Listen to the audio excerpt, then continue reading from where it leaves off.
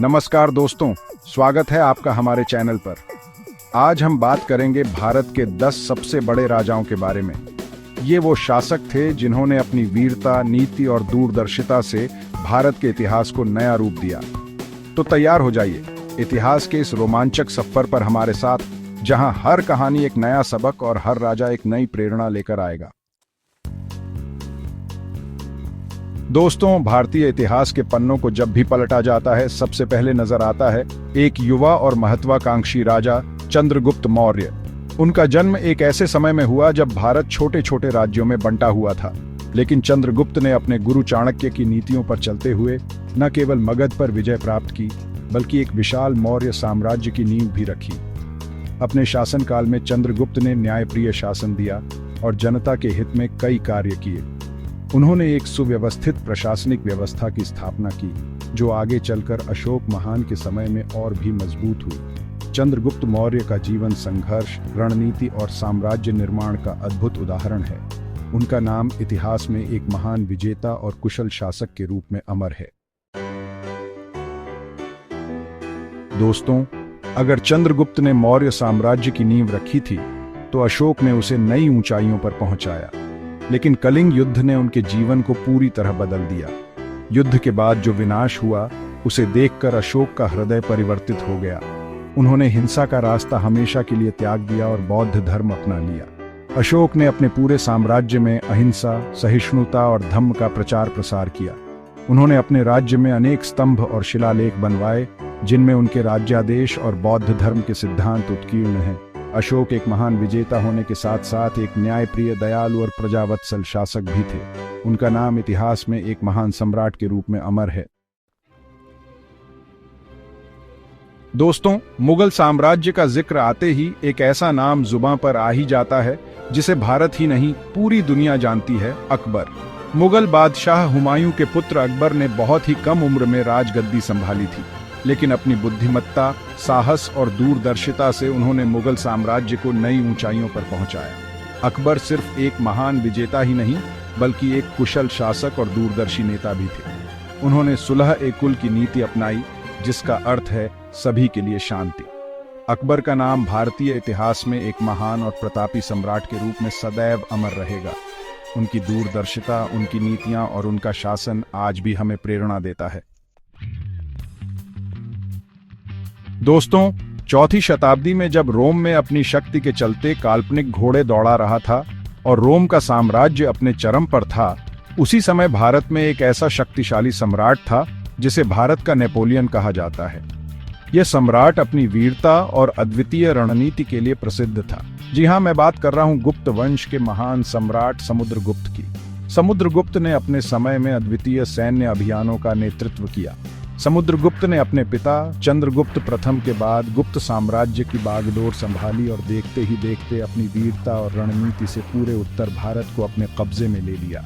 उन्होंने कई युद्धों में विजय प्राप्त की और अपने साम्राज्य का विस्तार किया।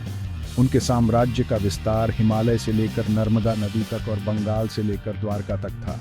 यह विस्तार उनकी सैन्य शक्ति और कुशल प्रशासन का प्रमाण था। समुद्रगुप्त सिर्फ एक महान विजेता ही नहीं थे, बल्कि एक कुशल प्रशासक, जिन्होंने अपने राज्य में न्याय और शांति स्थापित की। एक न्यायप्रिय राजा और कला और संस्कृति के प्रबल पोषक भी थे। उन्होंने कलाकारों और संगीतकारों को प्रोत्साहित किया और उनके कार्यों को सराहा। उनके दरबार में कई विद्वानों, कवियों और कलाकारों को आश्रय प्राप्त था। यह दरबार ज्ञान और कला का केंद्र था। समुद्रगुप्त का शासनकाल गुप्त साम्राज्य का स्वर्णिम काल माना जाता है। इस काल में विज्ञान, कला और साहित्य का अद्वितीय विकास हुआ। उन्होंने भारत को एक ताकतवर राष्ट्र बनाया और भारतीय संस्कृति को नई ऊंचाइयों तक पहुंचाया। उनके शासनकाल में भारत ने अपनी सांस्कृतिक और आर्थिक समृद्धि के नए आयाम छुए। दोस्तों, जब भी वीरता और त्याग की बात आती है, तो महाराणा प्रताप का नाम सबसे पहले जहन में आता है। मेवाड़ के इस वीर सपूत ने मुगल शासक अकबर की विशाल सेना के सामने झुकने से साफ इनकार कर दिया और अपनी मातृभूमि की रक्षा के लिए अपना सब कुछ न्योछावर कर दिया। हल्दी घाटी का युद्ध महाराणा प्रताप की वीरता और साहस का जीवंत उदाहरण है। भले ही इस युद्ध में उन्हें हार का सामना करना पड़ा, लेकिन उनके हौसले बुलंद रहे। उन्होंने कभी भी हार नहीं मानी और अपने आखिरी सांस तक मुगलों से लोहा लेते रहे। महाराणा प्रताप का जीवन हमें यह सिखाता है कि हमें कभी भी मुश्किलों से घबराना नहीं चाहिए। सच्ची लगन और मजबूत इरादों से हम किसी भी चुनौती का सामना कर सकते हैं। उनका जीवन आज भी हमें देशभक्ति, वीरता और त्याग की प्रेरणा देता है। दोस्तों, 17वीं शताब्दी में जब मुगल साम्राज्य अपने शिखर पर था, तब एक वीर योद्धा ने उनके दांत खट्टे कर दिए। यह वह समय था जब मुगलों का आतंक और अत्याचार अपने चरम पर था और लोग मुगलों के खिलाफ आवाज उठाने से डरते थे और देखते ही देखते एक स्वतंत्र हिंदू साम्राज्य की स्थापना की। जी हाँ, मैं बात कर रहा हूँ मराठा शक्ति के प्रणेता छत्रपति शिवाजी महाराज की। उन्होंने न केवल एक नया साम्राज्य स्थापित किया, बल्कि लोगों में आत्मविश्वास और स्वाभिमान की भावना भी जगाई। शिवाजी महाराज ने अपनी युवावस्था से ही मुगलों के अत्याचारों के खिलाफ आवाज उठानी शुरू कर दी थी। उन्होंने अपने साहस और नेतृत्व क्षमता से लोगों को संगठित किया और उन्हें मुगलों के खिलाफ लड़ने के लिए प्रेरित किया। उन्होंने अपने सहयोगियों के साथ मिलकर छापामार युद्ध की नीति अपनाई और मुगल सेना को कई बार धूल चटाई। उनकी छापामार युद्ध नीति ने मुगलों को चौंका दिया और उन्हें बार बार हार का सामना करना पड़ा। शिवाजी महाराज ने अपने राज्य में न्याय और प्रशासन की एक उत्तम व्यवस्था स्थापित की। उन्होंने अपने राज्य को एक आदर्श राज्य बनाने के लिए कई सुधार किए और लोगों के जीवन को बेहतर बनाने का प्रयास किया। उन्होंने किसानों का ख्याल रखा और उन पर से भारी भरकम कर हटा दिए। इससे किसानों को राहत मिली और वे अपने खेतों में खुशहाल जीवन जीने लगे। उन्होंने कला और संस्कृति को भी बढ़ावा दिया। उनके शासनकाल में कला, संगीत और साहित्य का खूब विकास हुआ और कलाकारों को प्रोत्साहन मिला। छत्रपति शिवाजी महाराज का जीवन हमें यह सिखाता है कि अगर हमारे इरादे नेक हों और हम अपने लक्ष्य के प्रति समर्पित हों, तो हमें सफलता जरूर मिलती है। उनकी जीवन गाथा हमें प्रेरणा देती है कि हम भी अपने जीवन में कठिनाइयों का सामना कर सकते हैं। उनका नाम भारतीय इतिहास में एक महान राष्ट्रनायक, वीर योद्धा और कुशल शासक के रूप में सदैव अमर रहेगा। उनकी वीरता और नेतृत्व क्षमता की कहानियां आज भी लोगों को प्रेरित करती हैं। चैप्टर 7, टाइटल कृष्णदेवराय, विजयनगर साम्राज्य का रत्न। दोस्तों, 15वीं शताब्दी में जब दक्षिण भारत में विजयनगर साम्राज्य अपने शिखर पर था, तब एक ऐसे शासक का उदय हुआ जिसे इतिहास में आंध्र भोज और अभिनव भरत जैसे उपाधियों से नवाजा गया।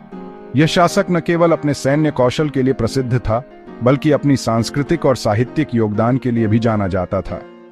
जी हाँ, मैं बात कर रहा हूं विजयनगर साम्राज्य के महानतम सम्राट श्री कृष्णदेवराय की। उनकी महानता का अंदाजा इसी बात से लगाया जा सकता है कि उनके शासनकाल को विजयनगर साम्राज्य का स्वर्णिम युग कहा जाता है। कृष्णदेवराय ने अपनी बुद्धिमत्ता, वीरता और दूरदर्शिता से विजयनगर साम्राज्य को नई ऊंचाइयों पर पहुंचाया। उन्होंने न केवल अपने साम्राज्य की सीमाओं का विस्तार किया, बल्कि अपने प्रशासनिक कौशल से भी लोगों का दिल जीता। उन्होंने ओडिशा से लेकर केरल तक और बंगाल की खाड़ी से लेकर अरब सागर तक अपने साम्राज्य का विस्तार किया। उनके शासनकाल में विजयनगर साम्राज्य ने अपार समृद्धि और शक्ति प्राप्त की। कृष्णदेवराय सिर्फ एक महान विजेता ही नहीं थे, बल्कि एक प्रजावत्सल और न्यायप्रिय शासक भी थे।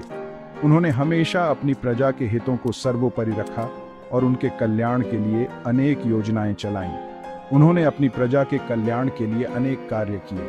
उनके शासनकाल में सिंचाई व्यवस्था को बेहतर बनाया गया, जिससे कृषि उत्पादन में वृद्धि हुई और व्यापार को भी प्रोत्साहन मिला। उन्होंने सिंचाई व्यवस्था को बेहतर बनाया, व्यापार को प्रोत्साहन दिया और कई मंदिरों, तालाबों और अन्य सार्वजनिक भवनों का निर्माण कराया। उनके द्वारा निर्मित संरचनाएं आज भी उनकी महानता की गवाही देती हैं। कृष्णदेवराय का शासनकाल दक्षिण भारत के इतिहास का स्वर्णिम काल माना जाता है।